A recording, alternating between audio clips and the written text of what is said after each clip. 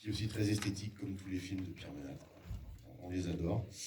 Donc c'est un film qui a été réalisé par Pierre et Jean-Baptiste Faure et interprété par Pierre Portman, qui était le trésorier du RISE Association, enfin, France Festival depuis de longue date. Et Pierre Portman est décédé donc l'an dernier.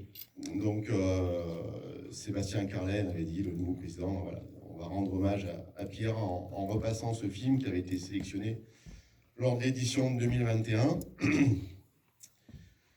C'est un très beau film en noir et blanc et qui fait passer un vrai message et on va dire qu'il a un peu un retentissement aussi aujourd'hui parce que il est évocateur un peu de tous les maux actuels et même pas que actuels depuis de nombreuses années déjà dont souffrent les cours d'eau, les prélèvements intempestifs exagérés, la pollution et bien des dégradations sur les milieux aquatiques dues aux activités humaines.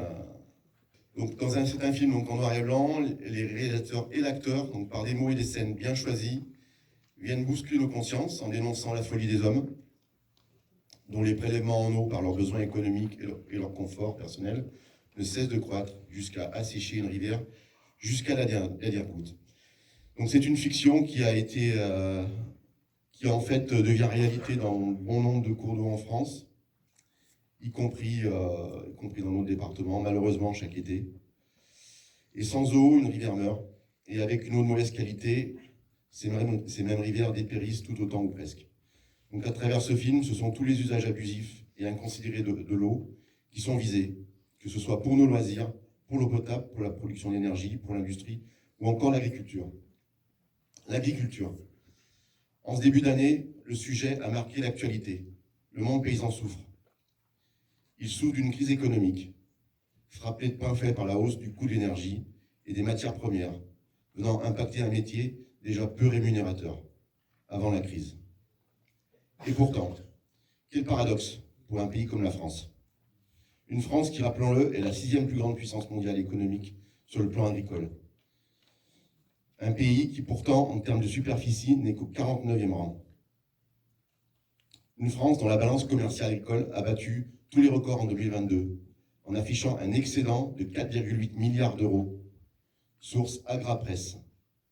Excusez du peu. Voilà. Des paysans qui souffrent et pourtant, on a un excédent économique énorme. Où va cet argent?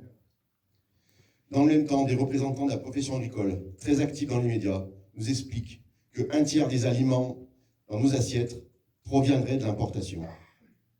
Et s'exclament qu'il faut reconquérir notre souveraineté alimentaire.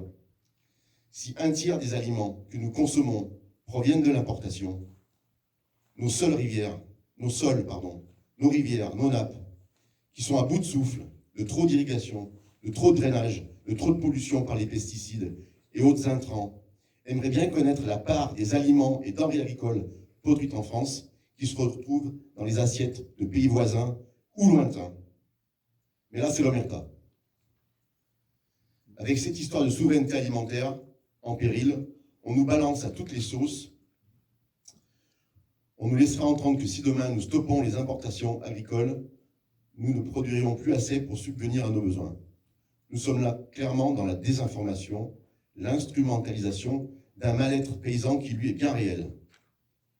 Ces mêmes représentants de la profession agricole, qui prétendent parler au nom de tous les paysans, nous expliquent que leur salut passe par des moyens accrus pour le prélever et stocker encore plus d'eau.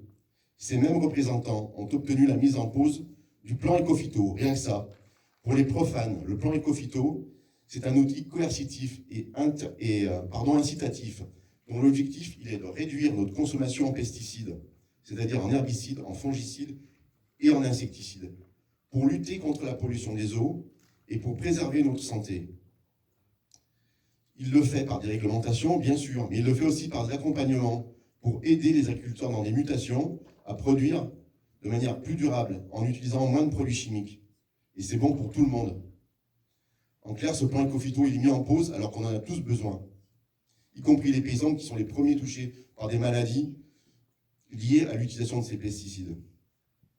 En clair, aujourd'hui, on veut continuer dans la même agriculture mais plus fort. Donc les demandes formulées par les représentants du monde paysan, en tout cas ceux qui s'expriment à la télévision ou ceux qu'on invite à s'exprimer, sont pour partie inquiétants pour l'avenir de nos rivières, de nos territoires, l'avenir des milieux naturels et aussi, accessoirement, notre santé.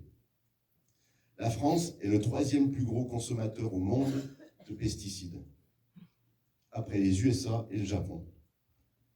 Et la solution apportée à la crise agricole serait de marquer une pause dans la réduction de consommation de ces pesticides, alors que dans le même temps, un tiers de l'eau potable desservie à nos robinets est polluée par ces mêmes pesticides. Quand vous ouvrez un robinet, vous avez une chance sur 3 d'en boire. Certes, dans des niveaux en dessous des normes, mais vous en buvez. Voilà, la France est le 3e plus gros consommateur de pesticides au monde et n'occupe que le 49e rang en termes de surface. C'est dire l'application sur ces sols.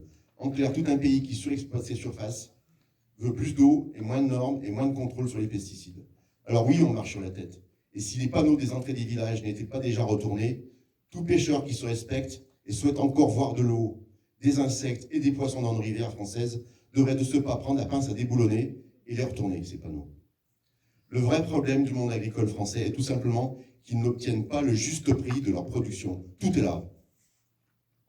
Je n'irai pas plus loin dans mon propos, bien désolé d'avoir encore une fois été long, mais là, c'était une vraie raison, c'est important. Pardon. Donc, pour revenir, individuellement, nous, que pouvons-nous faire? Parce que c'est vrai que là, j'évoque des sujets qui sont graves, vous m'écoutez. J'ai envie de dire pas grand-chose dans un premier temps, pas grand-chose individuellement, si ce n'est en nous montrant vigilants dans notre manière de consommer. Nous sommes en terre de Haut-Forez, une chance. Une terre où une part non négligeable d'agriculteurs y vivent, y travaillent et s'évertuent à produire sainement au travers de pratiques respectueuses de notre environnement. C'est une chance. À chaque fois que nous pouvons, faisons-les travailler. Qu'ils vendent leurs produits en direct à la ferme, sur les marchés ou encore sur des points de vente collectifs, favorisons les circuits courts, aidons-les. Aidons-les surtout lorsqu'ils produisent durablement. Chacun comprendra ce que cela comprend. Voilà, désolé d'avoir été long.